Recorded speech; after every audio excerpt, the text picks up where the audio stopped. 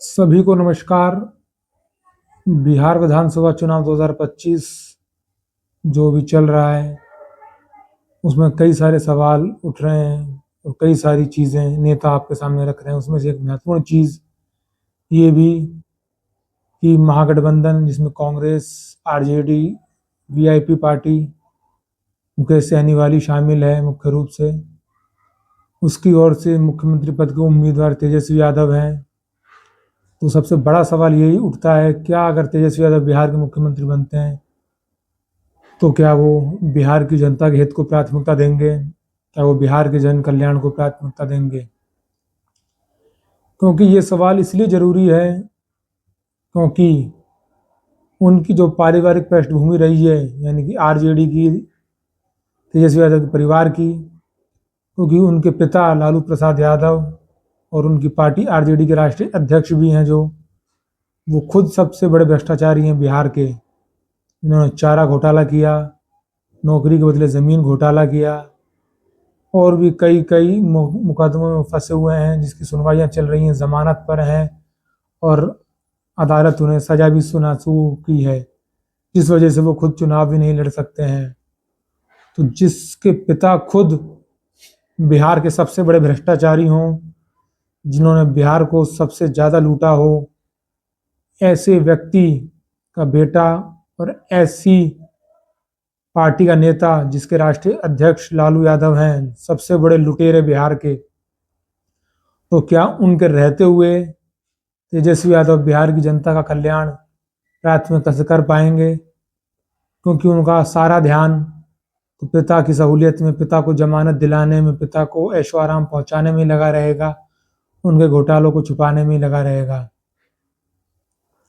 साथ ही उनकी पारिवारिक पृष्ठभूमि, जिसमें उनकी 7 बहनें, मीसा भारती, चंदा, अनुष्का, हेमा, राजलक्ष्मी, रोहिणी और भी हैं, तो ये महत्वपूर्ण चीज़ कि वो बिहार की जनता को संभालेंगे या परिवार को।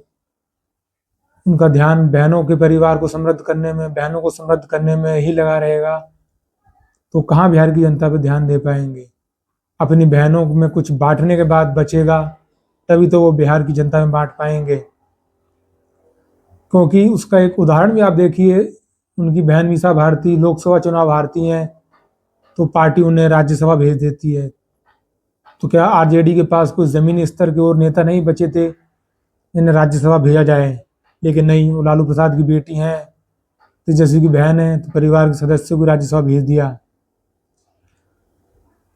और उसमें भी एक महत्वपूर्ण चीज़ ये कि अगर मुख्यमंत्री बन भी गए तो उनके ऊपर खुद पे भी मुकदमे चल रहे हैं भ्रष्टाचार के, जिसमें ज़मीन के घोटाले से लेकर और भी चीज़ें हैं। इसका मामला कोर्ट में चल रहा है।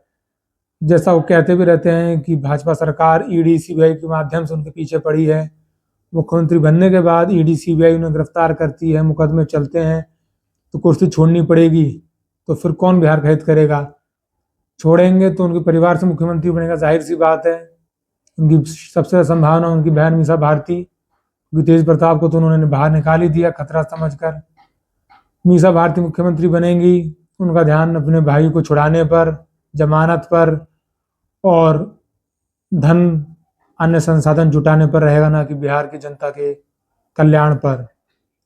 और मैं ये इसलिए बता रहा हूँ क्योंकि जनता को केवल 5 साल में एक बार मौका मिलेगा सरकार चुनने का, अपना नेता चुनने का। इसलिए जनता बहुत सोच समझ कर अपना नेता चुने, मुख्यमंत्री चुने, विधायक चुने, प्रतिनिधि चुने, ताकि 5 साल में जनता का अच्छे से समुचित विकास हो सके, ज़मीनी स्तर पर विकास हो सके, ना कि केवल कागजों में विकास हो, भाषणों में विकास हो। इसलिए मैं जनता से यही निवेदन करता हूँ कि अपने पूर्ण विवेक से अपने मत का प्रयोग करें, किसी के धन बल, बाहुबल आदि में आकर अपने मत का प्रयोग ना करें।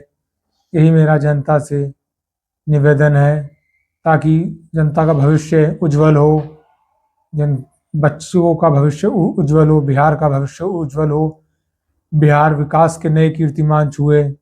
यही हम सबकी आशा है, बिहार की जनता की आशा है। जय हिंद, जय भारत, जय बिहार।